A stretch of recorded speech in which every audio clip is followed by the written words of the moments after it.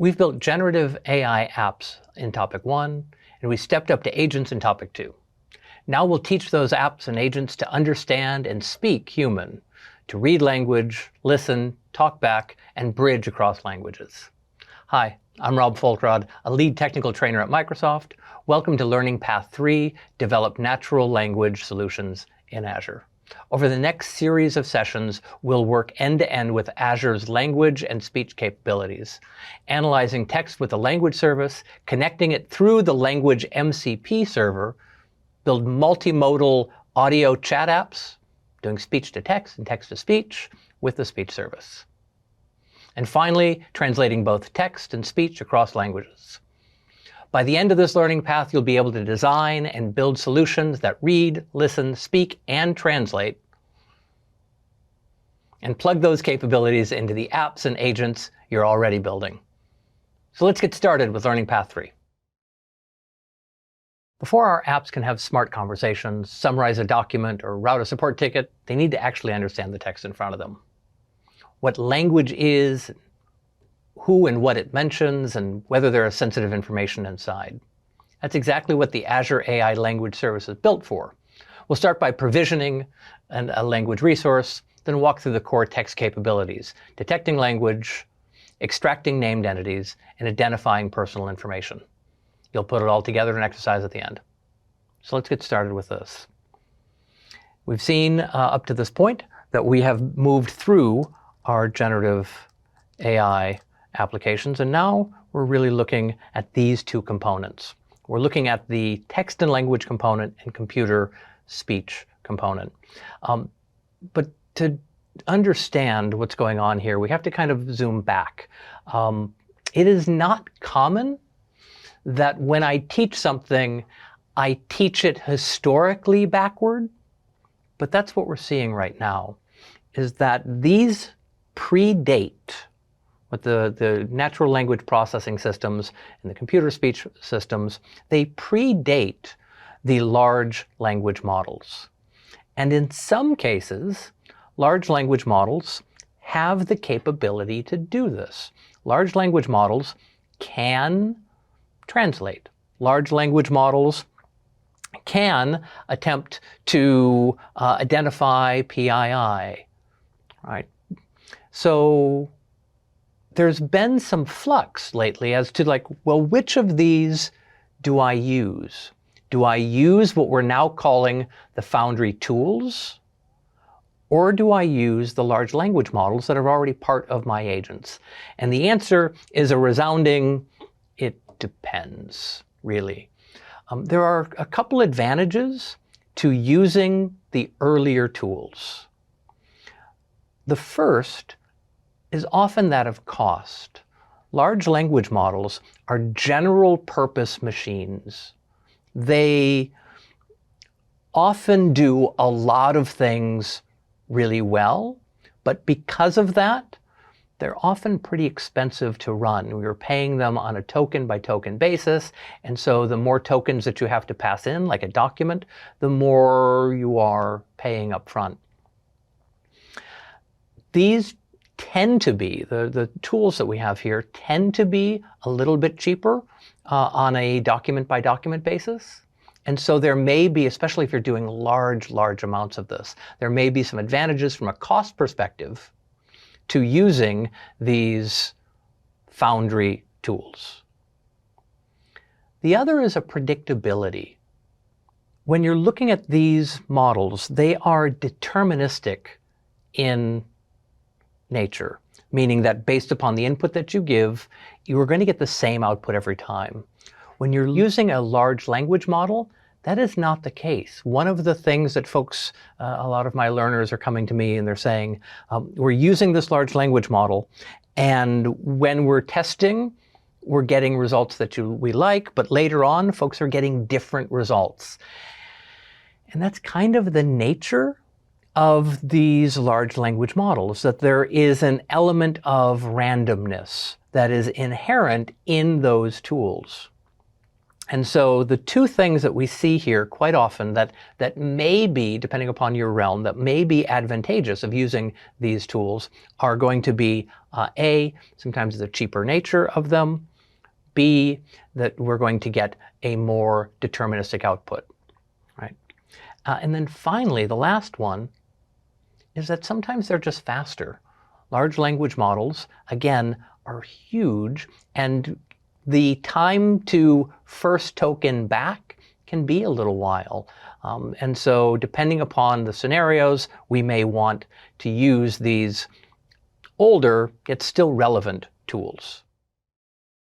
So there's a few tools that we're going to be looking at in this session. Specifically, we're looking at the natural language processing tools, and we'll be looking at really 3 pre-built models. These are models that have really a single purpose when we go to grab them. Now, we'll be able to pull them from one client, but we'll be reaching into these 3 different models.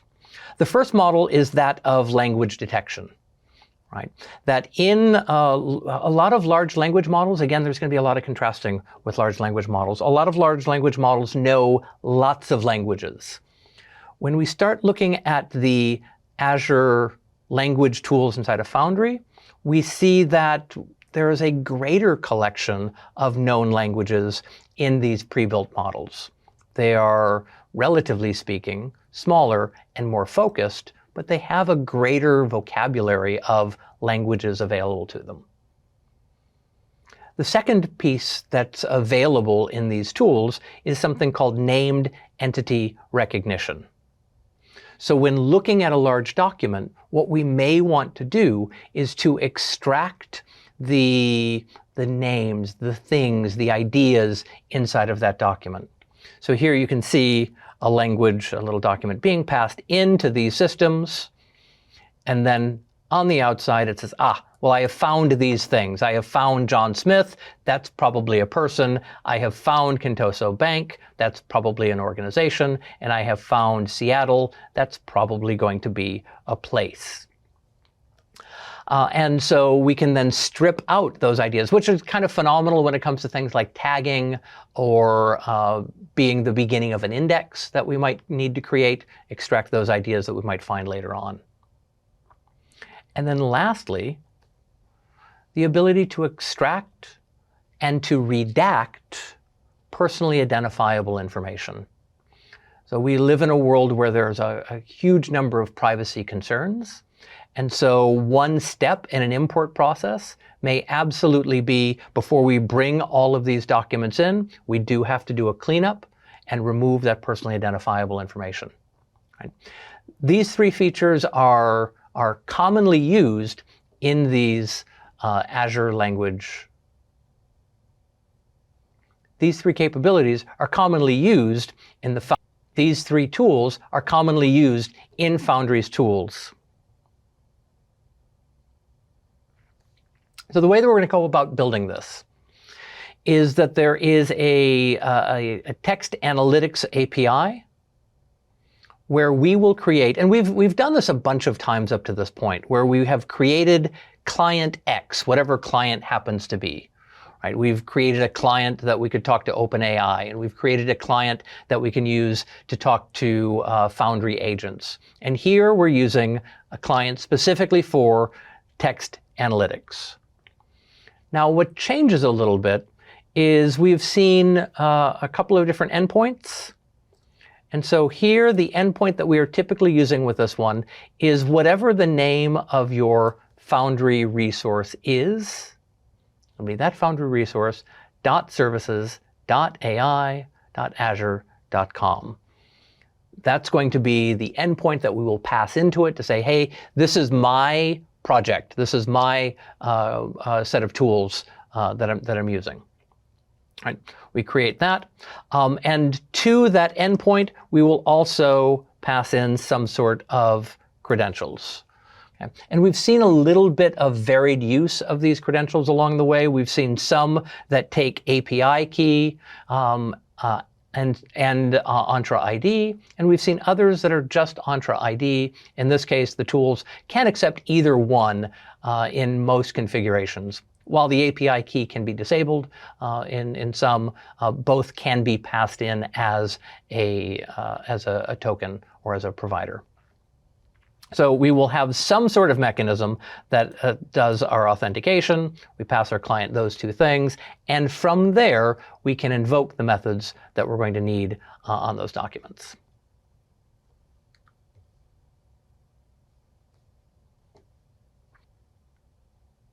What you're going to see now is a simple usage of the tools. We'll go ahead and provision an environment.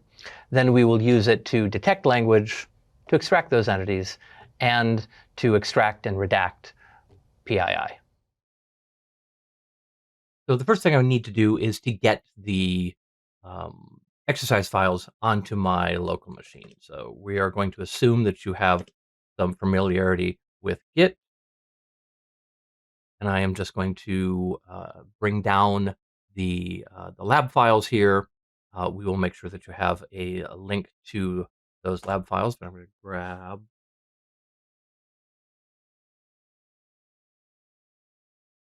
So let's get started. First thing we're going to do here is we are going to bring down the exercise files.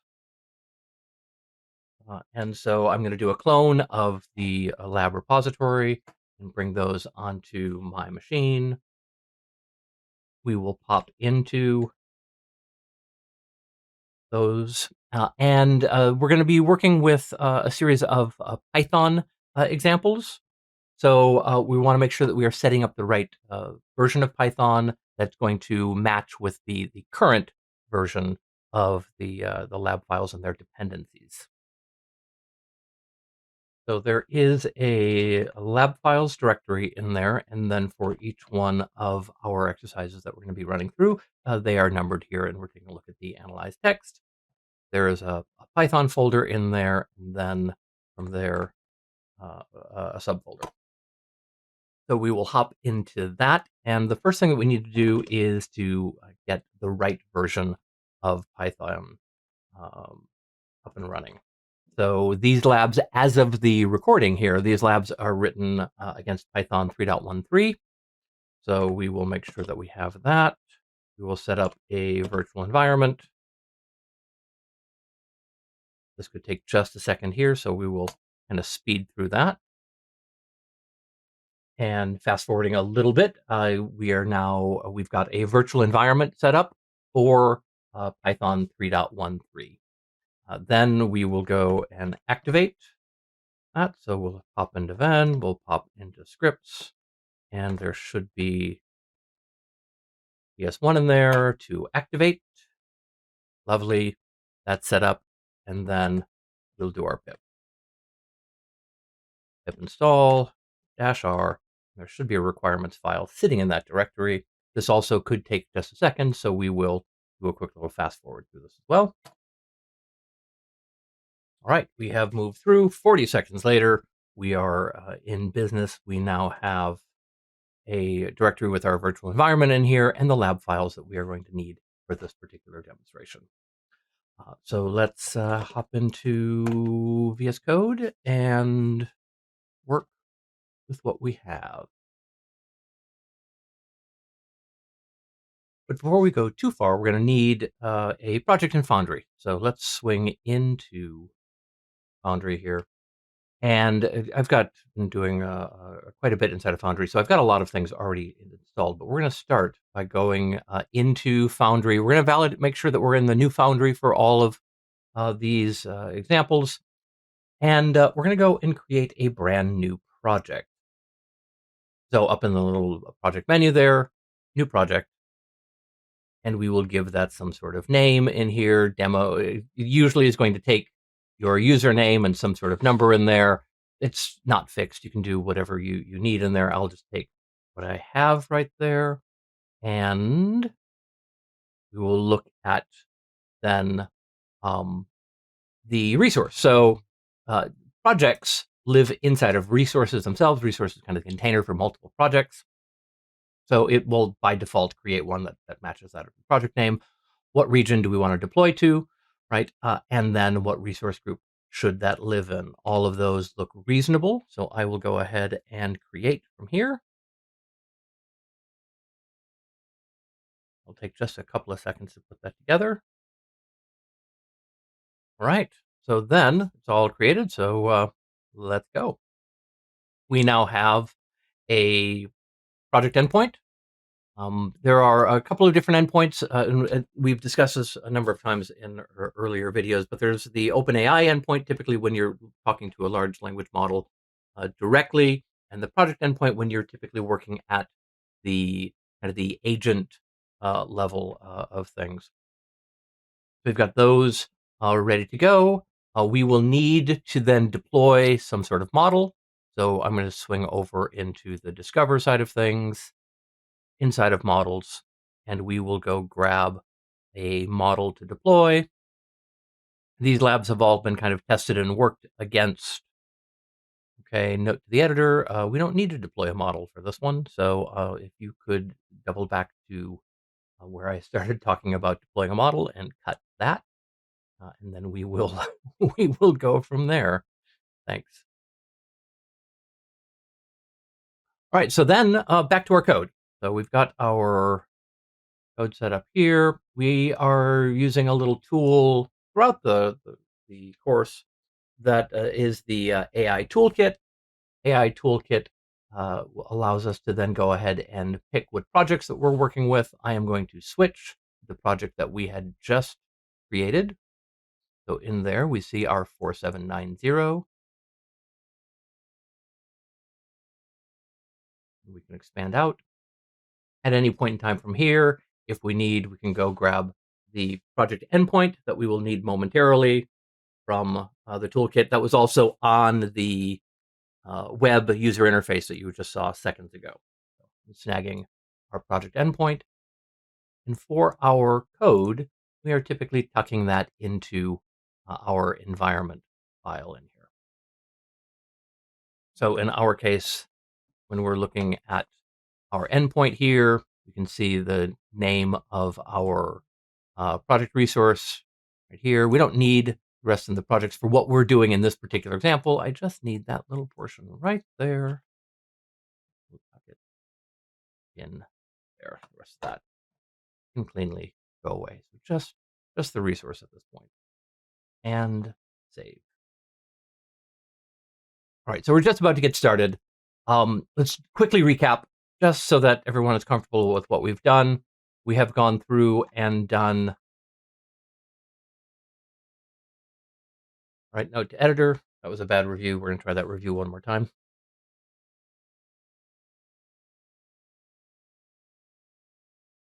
All right, so before we get started, let's quickly review what we have done up to this point. We have installed our lab files. We did a little git install from the correct project, changed in that directory, and then into what we're doing in our current lab right now, which is text analysis. Installed the correct version of Python, did an activate, and got all of our dependencies installed. That's where we are inside of our project. We then built a project in Foundry and snagged our communication mechanism here through the toolkit. Okay, so quick recap over. Let's go and take a look at our example. So in here, we are looking at our text analysis file. In future labs, I will, in many cases, have them already kind of pre-filled out. But for the very first one here, we will kind of go through the motions of assembling all of this. When you're looking at the lab instructions, they'll give you the code that you'll throw in. And the first thing that we need to bring in are the namespaces for our example. And in this case here, we are importing from Azure Identity. We are importing the default Azure credential. This is a chained token credential whose job in life is to try to get tokens many different ways. It will try and fail and try and fail until it finds one that eventually succeeds. In our cases, we will be authenticating through the AZ CLI. So the Azure command line interface will have a AZ login that we will use to log in to get our tokens. and this will snag that token as ours and use that for our credentialing system. All right, so we'll get those brought in. And then the whole purpose of this example is to take a look at the text analytics client. This is the client that gives us the ability to test out and use some of our components coming up. So then we will bring those two together and we will build that endpoint. So we'll bring those in, little tabs. We'll instantiate our default Azure token, and then we will use the AI client by passing in the Foundry endpoint that you saw us configure inside of the environment and using our credentials. We'll do a quick little save right here, and we're going to open up the terminal. And VS Code automatically then activates our environment, which we like, although it's a little bit ugly, so I'll get that out of the way. And then we will use the AZ login to ensure that we're going to be in a good place when it comes to using that particular credential. We're not going to run this just yet, but we will do the AZ login. I'm going to take the login information off screen, but we'll finish that up here. All right. So we are now logged in. So any future use that attempts to use this analytics client will authenticate as me. Okay. So let's then take a look at using our client. Specifically, first, we're going to take a look at grabbing a language. So I'm going to drop in just a little bit of code here. Get that tabbed into the right spot. Pop, pop, pop. And so just above this, you'll see that we are going and grabbing some text. So we've got a couple reviews that are sitting inside of the reviews folder. We're going through, listing out those reviews folder, and then grabbing all of those reviews and then using them here. So looping through, getting the text for review 1, and then we will go and detect the language on number 1. So AI client, detect language, got a little documents argument that we're passing in, and we are passing in the text of that first item. And then going ahead, we will get back and detect language, and we will drop the primary language name.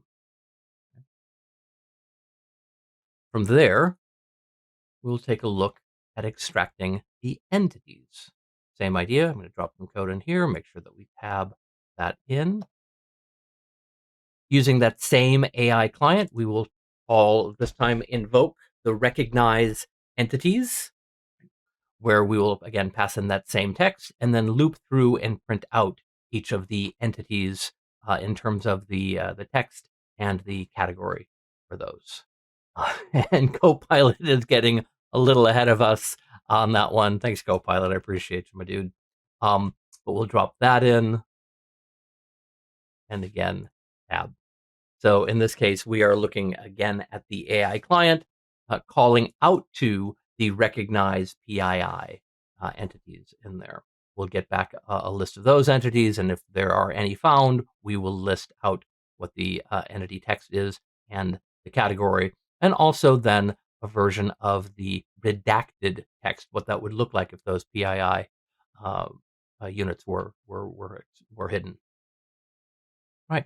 So we can see here in our setup, we didn't have to do a whole heck of a lot. I say that being 15 minutes into a demo, but we established the Foundry project. We then created the text client, the text analytics client, and then we're really just kind of looking at method calls along the way. So it's a pretty straightforward process. Make sure that this is all working. All right, so let's now take a look at giving this a run. We will do a quick little save here to make sure that our changes are in place. Then we will pop up that terminal, and we have already authenticated. So Python, text analysis. We'll make this a little bit bigger so we can see some of the content in here. So going to review number 1, we're seeing the content, the text of review number 1 first. then we should be invoking it, and there we go. After the starter, we're in. It's working well. Let's go take a look. So when we use the language detection, detected that as English, seems appropriate. Our entity extraction has gone through and found the various entities that are represented inside of that code sample and given us categories, whether these are locations or products. Okay. We found the email in there, and then found our PII entities that might have been referenced in there, and then given us redaction of what it looks like. So there's plenty of opportunity for these to be for this to be used here. This particular example, we did not invoke a large language model, but in the next example, we'll see. Well, what if we're already building an agent? Can we invoke these tools pretty easily? So we'll see that coming up. But let's wrap this up, and I'll see you back in the deck. All right, let's see how you're doing. How should you create an application that analyzes news articles and extracts key people, places, and dates that are mentioned for indexing?